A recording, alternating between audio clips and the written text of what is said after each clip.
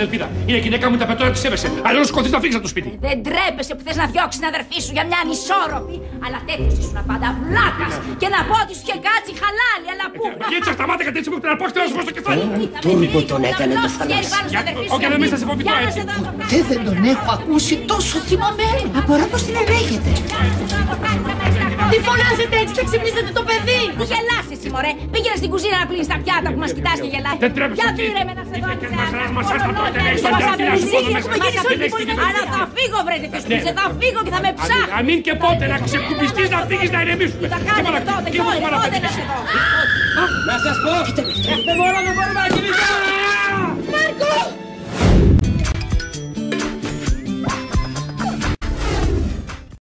Έλα καλέ, σύνταξέ μας λιγάκι. Δεν τόσο χάνος βρε. Έλα καλέ. Έλα βρε να καταλάβω, το καταλαβαίνεις Παναγία μου τι μάθει είναι αυτό. Το κατάλαβα. Εντάξει, μια χαρά είναι. Να το πάμε παιδιά, έχουμε θέμα αλλού. Εμείς έχουμε εσωτερική αγωνία. Εντάξει ρε Μάρκο, άντρε με τρόμαξε και πρέπει να φύγω. Συγγνώμη, αν κατάλαβα καλά, εγώ είμαι ο Μάρκος, έτσι. Μάρκο, άστα αστεία γιατί πρέπει να φύγω, έχω αργήσει. Εσύ ποια είσαι? Κάτσε, περίμενε. Δεν είσαι καλά? Λέγε δεν είσαι καλά, αρχίζω να ανησυχώ. Εντάξει, με μια ζαλάδα μόνο από το χτύπημα, αλλά το ονοματάκι δεν μου πες. Μπέτι. Οκ. Εγώ είμαι ο Μάρκος, εσύ η Μπέτι. Και εμείς μεταξύ μας, καμιά σχέση, τίποτα παντρεμένοι. Έλα, κόψεις βλακίες, μου κάνεις πλάκα τώρα. Όχι, παιδί μου, λέγε. Ναι, κοίτα, εμείς οι δύο έχουμε ένα παιδί. Το παιδί το έχουμε, αλλά δεν είμαστε παντρεμένοι, γιατί η σχέση μεταξύ μας είναι λίγο περίεργη, κατάλαβες. Εντάξει, μωρέ. Όλες οι σχέσεις περνάνε μια κρίση, δεν είναι τίποτα, θα περάσει. Όχι, δεν είναι αυτό. Εμείς έχουμε κάνει άλλες επιλογές στη ζωή μας. Περίμενε, μισό λεπτό. Έλα να σου πω. Αυτός εδώ σου λέει κάτι, ποιος είναι? Τι φλόρος είναι αυτός? Ποιος είναι? Ο Χρήστος. Ποιος είναι ο Χρήστος? Ο ξάδερφος από το χωριό, κατάλαβα, η βλάβη είναι σοβαρή. Κοίταξε να δεις. Δεν ξέρω τι έχουμε περάσει, αλλά εγώ δεν θυμάμαι τίποτα. Οπότε μπορούμε να κάνουμε μια καινούργια αρχή, όχι γιατί. Μπράβο μου δηλαδή, αλλά μου αρέσει κιόλας. Ναι, μισό λεπτό, περίμενε. Εμείς οι δύο, πώς να σου το πω τώρα, είμαστε σε διάσταση. Ναι, δηλαδή τη διάσταση σχεδόν χωρισμένοι είμαστε. Δηλαδή δεν το κάνουμε? Όχι, ό,τι κάναμε, τώρα τα σταματήσαμε όλα. Κρίμα. Δηλαδή είμαι ελεύθερος? Εντελώς. Ελεύθερο πουλί που λέμε. Λοιπόν, εγώ πάω να πάρω το παιδί να φύγω Θεσσαλονίκη, έχω αργήσει. Τα λέμε, Μάρκο. Μάρκος, ελεύθερος.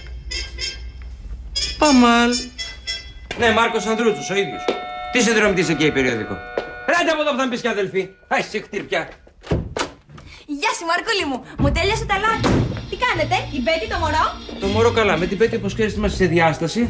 Και εγώ είμαι ελεύθερος. Και αισθάνομαι και πολύ διαθέσιμος. Εσύ με τι ασχολείσαι?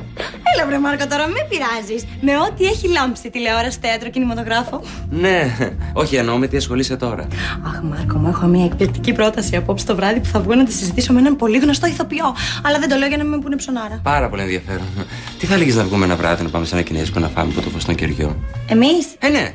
Δεν νομίζω ότι ήρθε ο καιρός να γνωριστούμε λίγο καλύτερα. Τι λες για αύριο το βράδυ? Αχ, βρε Μαρκούλη μου, θα ήταν μια μοναδική εμπειρία αυτή μαζί σου. Αλλά αυτή την περίοδο κατ' εξαίρεση είμαι σε μονογαμική φάση. Αλλά μόλις μου τελειώσει θα σε έχω πρώτα στη λίστα. Γεια σου.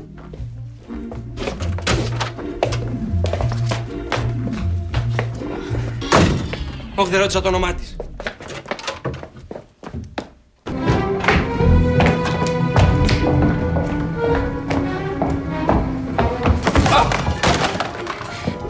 Με συγχωρείτε. Παρακαλώ, το δικό μου το λάθος. Μα τι λέτε τώρα? Όχι, σας παρακαλώ, επιμένω. Μπαλζάκ. Βλέπετε ταινίες του Τρυφό? Ναι, βέβαια, αγαπημένος. Τα 400 χτυπήματα. Τη λατρεύω. Αλήθεια, την έχω δει πάρα πολλές φορές. Σοβαρά? Βέβαια. Νομίζω ότι σήμερα υπάρχει ένα αφιέρωμα στην Nouvelle Vague. Αλήθεια? Μήπως έχετε το πρόγραμμα? Μάλλον ναι, σπίτι. Εδώ πηγαίνετε? Ναι. Μένω στον πρώτον όροφο, αν θέλετε, να σας το δώσω. Όχι, τώρα μη σας βάζω σε... Παρακαλωτικό, πως χαρά μου, περάστε. Ευχαριστώ πολύ. Παρακαλώ.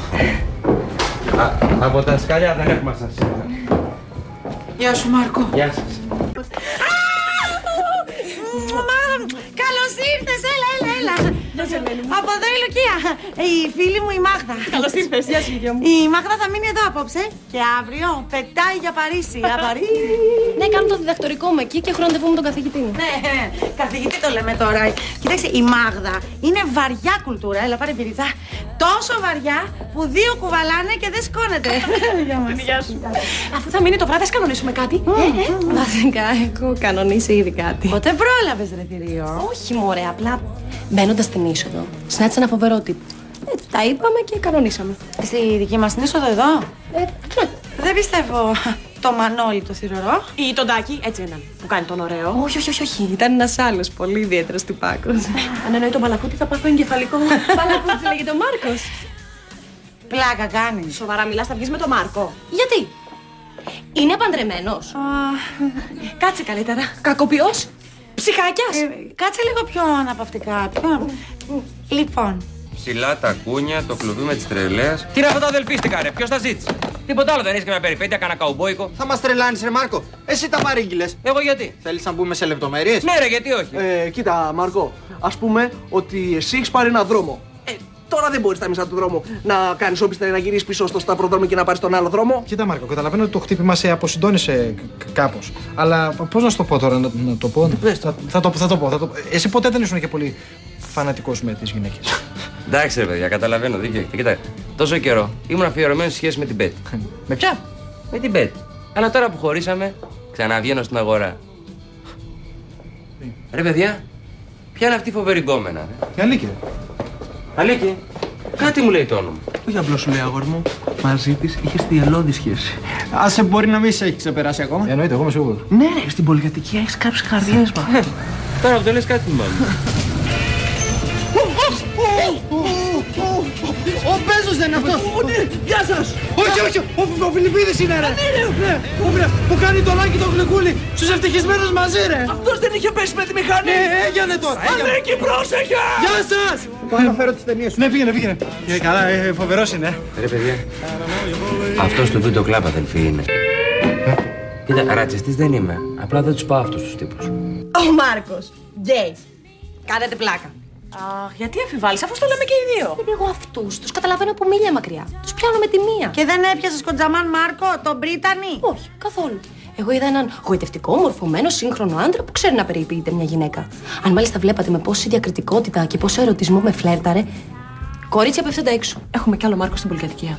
Τι να σου πω, μπορεί να βρες και το φάρμακο. Η επιστήμη κάνει θαύματα. Ναι, αλλά κάθε θαύμα 3 μέρες και το μεγάλο 4. Ρε, εσύ καταλαβαίνεις τι σου λέμε τόση ώρα. Καταλαβαίνω. Άντε, γιατί μάλιασε η γλώσσα μας. Κάποια από τις δυο σας το γουστάρει και έχει πρόβλημα. Ειλικρινά, κορίτσια, αν κάποια είναι ερωτευμένη μαζί του, πείτε το μου ανοιχτά να μην βγούμε απόψε. No problem. Έλα, γεια μας, άντε, όχου.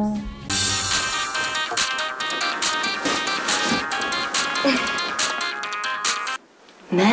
Έλα, ρε βούρνο, πού είσαι τόσες ώρες, κάνεις ηχό. Έμεινα στο Μάρκο. Έμεινε στο Μάρκο. Να κάνεις τι. Έλα, μωρέ, κλείσε. Θα στα πω από κοντά. Έμεινε στο Μάρκο, θα τα πούμε από κοντά.